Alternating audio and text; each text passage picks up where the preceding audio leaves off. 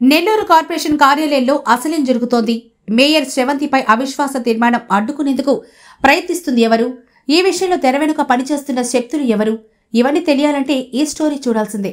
Nellore mayor Sravanthi నగర అభివృద్ధిని పూర్తిగా విస్మరించి బ్రోకర్ల ద్వారా కలెక్షన్లు చేస్తున్నారంటూ ఇటీవల టీడీపీ కార్పొరేటర్లు ఆమెపై అవిశ్వాస తీర్మానం పెట్టేందుకు సిద్ధమయ్యారు. డిసెంబర్ 18వ తేదీన అవిశ్వాస సర్వసభ్య సమావేశం నిర్వహించాలని కూడా ముహూర్తం ఫిక్స్ చేసుకున్నారు. దాదాపుగా 40 మందికి పైగా టీడీపీ కార్పొరేటర్లు మేయర్ శ్రవంతికి వ్యతిరేకంగా ఓటేసేందుకు ఇప్పటికే నిర్ణయం తీసుకున్నారు. ఈ విషయంలో తాము జోక్యం చేసుకునేదే లేదని, మేయర్ శ్రవంతికి తమకు ఎలాంటి సంబంధం లేదని నెల్లూరు జిల్లా వైసీపీ నేతలు కూడా పేర్కొన్నారు. ఇంకేముంది, మేయర్ పదవి నుంచి శ్రవంతిని ఈజీగా దించేయొచ్చని అందరూ భావించారు.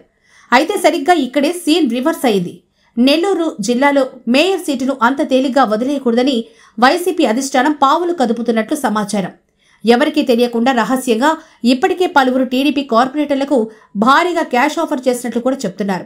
మరికొందరు టీడీపీ కార్పొరేటర్లకు, కొందరు రౌడీ షీటర్ల దగ్గర నుంచి బెదిరింపులు, వైసీపీ మైనింగ్ మాఫియా నుంచి డబ్బు ఆఫర్లు కూడా వచ్చినట్టు తెలిసింది. నెల్లూరు కార్పొరేషన్లో ఎలాగైనా అవిశ్వాస తీర్మానాన్ని అడ్డుకోవాలని వైసీపీ అధిష్టానం భావిస్తోందని, తెర వెనుక నుంచి ఇప్పటికే కొందరు కుట్రలు చేస్తున్నారని సమాచారం.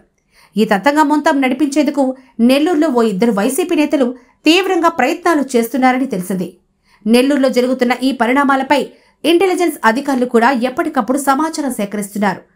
మరోవైపు కొందరు పోలీసులు కూడా కార్పొరేషన్ వ్యవహారాలపై సీక్రెట్ గా ఆరా తీస్తున్నారు. ఇవన్నీ చూస్తుంటే పైకి తమకేం సంబంధం లేదని చెబుతూనే ఎలాగైనా మేయర్ పదవిని కాపాడుకోవాలని వైసీపీ విశ్వ ప్రయత్నాలు చేస్తున్నట్టు తెలుస్తోంది.